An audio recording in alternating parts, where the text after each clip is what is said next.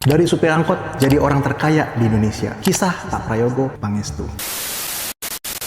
Seorang supir angkot rute Singkawan, Pontianak, cuma tamat SMP, anak penyadap karet dari kampung di Kalimantan Barat. Hari ini jadi orang terkaya di Indonesia. Namanya Pak Prayogo Pangestu. Dan yang lebih gila lagi, dia sampai ke puncak itu bukan saat dia masih muda. Dia jadi nomor 1 pas umur 79 tahun. Ini kedengarannya kayak dongeng motivasi ya. Tapi ini cerita nyata. Dan ceritanya paling kena terutama buat kalian yang main saham. Tahun 2024, harta Pak Prayogo sempat tembus angka yang fantastis. Versi Forbes Real Time, sekitar 79 miliar dolar Amerika di puncaknya. September 2024. Itu lebih dari 1.200 triliun rupiah. Itu hampir setara APBN-nya satu kementerian besar dari supir angkot. Tapi di awal 2026, dalam satu hari doang, dia kehilangan sekitar 9 miliar dolar satu hari. Itu lebih dari 150 triliun rupiah menguap dalam satu sesi perdagangan. Jadi pertanyaannya bukan cuma gimana dia jadi sekaya itu. Yang lebih menarik adalah kekayaan dia ini beneran atau cuma angka di layar yang bisa hilang dalam semalam. Kita bedah pelan-pelan. Pak Prayogo lahir 13 Mei 1944 di Kalimantan Barat. Nama lahirnya Fang John Fen, keluarga Tionghoa HK, kelas pekerja. Bapaknya pedagang sekaligus penyadap getah karet. Naik ke pohon karet,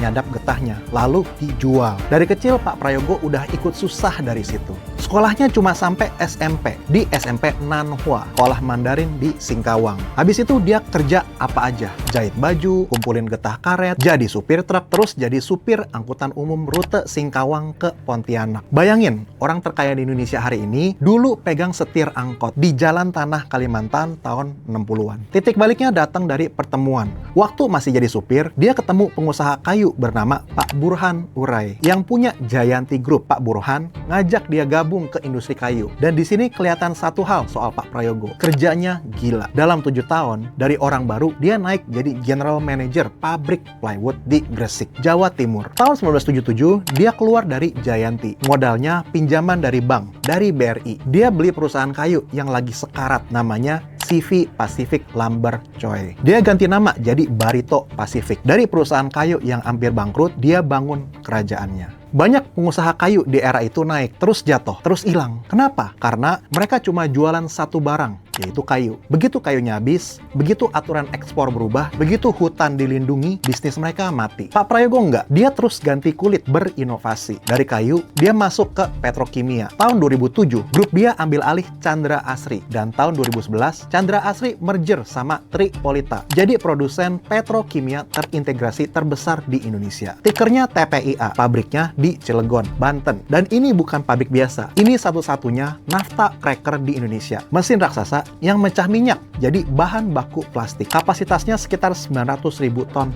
ethylene setahun. Plus propelin, polyethylene, dan bahan-bahan dasar dari hampir semua barang plastik yang kalian pegang sehari-hari. Saking pentingnya, pemerintah netapin pabrik ini sebagai objek vital nasional. Dan sekarang mereka lagi bangun kompleks kedua. Namanya CAP2 yang bakal naikin kapasitas dari sekitar 4 juta ton jadi di atas 8 juta ton setahun. Nilai investasinya miliaran dolar. Terus dia nggak berhenti. Dari petrokimia, dia masuk ke energi panas bumi, geothermal. Lewat Star Energy yang sekarang jadi Barito Renewables. Tikernya Brand. Mereka punya 3 lapangan panas bumi gede. Semuanya di Jawa Barat. Wayang Windu, Salak, sama Darajat. Total kapasitasnya sekitar 886 MW. Salah satu operator panas bumi terbesar di dunia. Geothermal itu listrik dari panas perut bumi. Energi bersih. Dan Indonesia kebetulan punya salah satu cadangan panas bumi terbesar di dunia. Terus ada lagi, Petrindo Jaya Kreasi. Tiker Cuan, ditambang batubara dan mineral. Tapi bukan sembarang batubara. Mereka fokus ke batubara metalurgi yang dipakai buat bikin baja. Bukan cuma buat dibakar untuk pembangkit listrik. Konsesinya sekitar 14.000 hektar di Kalimantan Tengah. Dan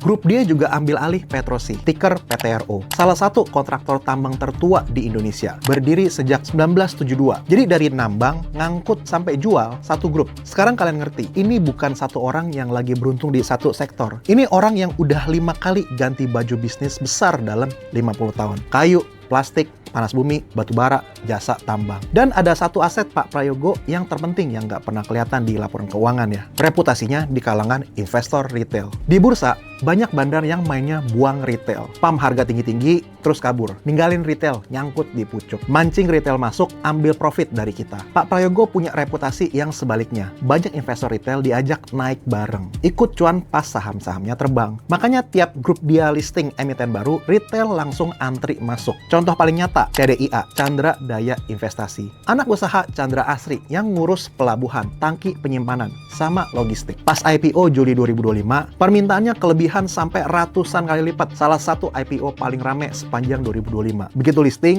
sahamnya kena arak berhari-hari. Dalam 2 minggu, naik lebih dari 700% dari harga IPO. Saking ramenya, bursa sampai naruh dia di papan pemantauan khusus. Konon ada rumor bahwa beliau sampai kesulitan saat mau IPO CDIA karena banyak pihak yang minta jatah IPO. Saking bagusnya reputasi saham beliau. Tapi tetap aja, ini bukan jaminan pasti profit ya. Saham-sahamnya volatil ekstrim. Valuasinya sering nggak masuk akal. Dan yang telat masuk di harga pucuk tetap bisa nyangkut parah. Kayak yang kejadian pas brand anjlok. Walaupun mungkin itu bukan kesengajaan dari beliau. Reputasi baik, narik banyak orang buat ikut. Tapi resikonya tetap ada. Yang jelas, di dunia bisnis, reputasi itu mahal. Susah dibangun, gampang hilang. Dan buat Pak Prayogo, itu salah satu modal paling berharga yang nggak ada di neraca. Kekayaan Pak Prayogo yang meledak di 2023 sampai 2024 itu bukan karena bisnisnya tiba-tiba untung gede. Bukan karena dia jual lebih banyak plastik atau lebih banyak listrik. Kekayaan dia meledak karena saham. Oktober 2023, dia IPO-in brand Barito Renewables di harga Rp780 per lembar. Dan saham ini terbang. Bukan naik biasa, terbang. Brand naik ratusan persen. Sampai bulan Mei 2024, harganya nyentuh Rp12.200. Dari 780 ke 12.200 dalam waktu kurang dari setahun.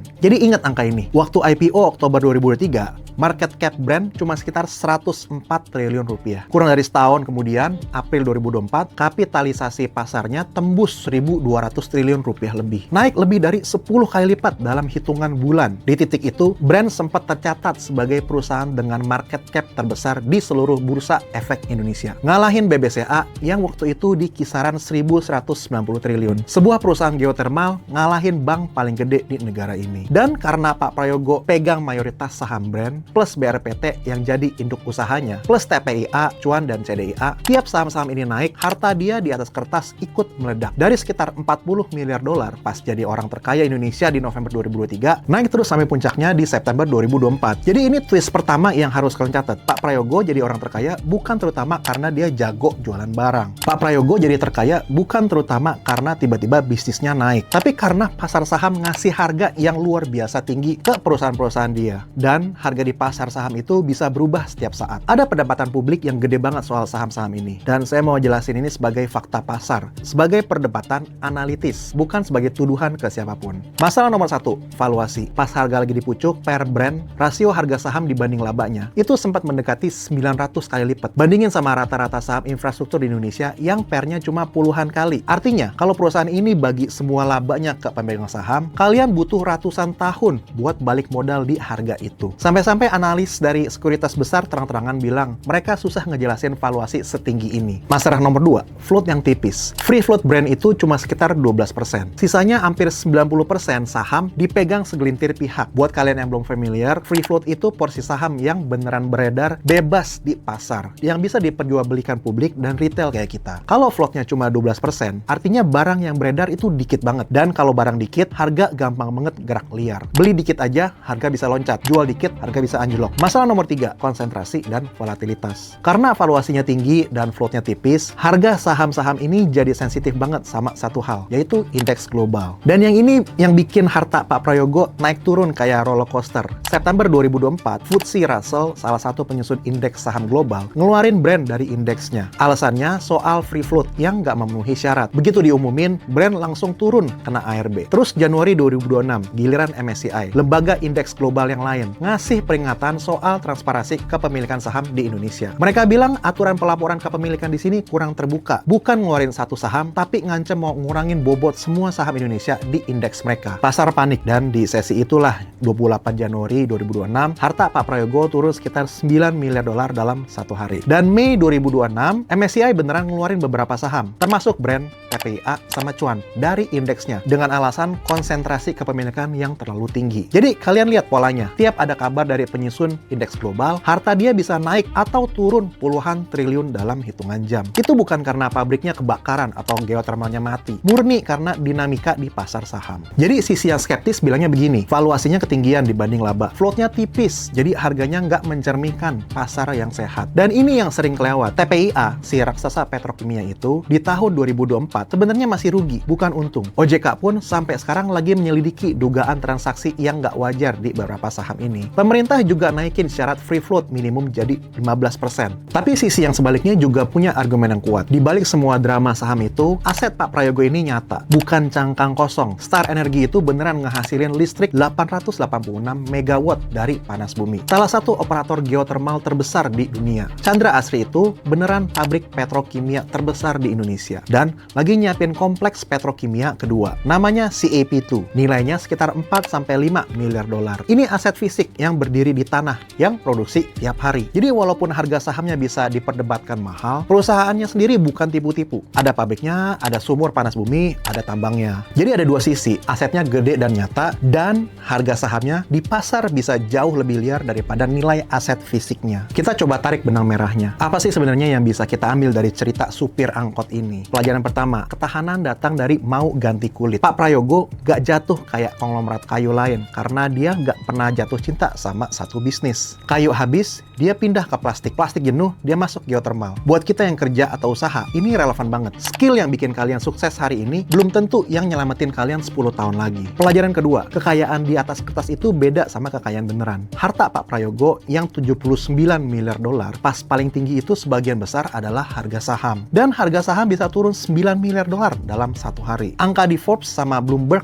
pun beda jauh, dari belasan sampai puluhan miliar dolar. Ini disebabkan karena mereka beda cara ngitung saham yang floatnya tipis. Pelajaran ketiga, buat retail ini yang paling kena. Pahami float sebelum kalian masuk. Saham dengan float tipis bisa naik kenceng, tapi juga bisa turun kenceng. Dan kalian yang masuk belakangan punya resiko paling gede buat nyangkut. Bukan berarti saham float tipis itu jelek, tapi kalian harus tahu apa yang kalian pegang. Resikonya dulu, baru upside-nya. Jadi, kembali ke pertanyaan awal tadi. Kekayaan Pak Prayogo itu beneran atau cuma angka di layar? Jawabannya, dua-duanya. Aset fisiknya nyata, gede, dan produktif. Tapi angka kekayaan yang kalian baca di berita itu cuma cerminan harga pasar. Dan sebenarnya, ini bukan cuma cerita tentang satu orang super kaya di Kalimantan. Ini cerita tentang kita semua yang main di pasar yang sama. Karena saham-saham yang bikin satu orang naik dan turun puluhan triliun dalam satu hari itu ada di bursa yang kalian dan saya ikut main di dalamnya. Saya pengen dengar pendapat kalian. Menurut kalian, valuasi saham-saham konglomerat kita ini cerminan dari aset yang luar biasa atau cerminan dari pasar yang barangnya terlalu sedikit? Tulis teori kalian di kolom komentar. Saya baca satu-satu. Oh iya, ini bukan rekomendasi beli atau jual ya. Saya cuma bedah pola publik dari data IDX dan laporan keuangan. Keputusan investasi tanggung jawab kalian sendiri. Saya Makatono. Sampai jumpa di video berikutnya. Bangun pagi buka car warna merah kayak darah, katanya ho jangka panjang tapi panik paling parah, katanya riset semalam nonton TikTok 2 jam.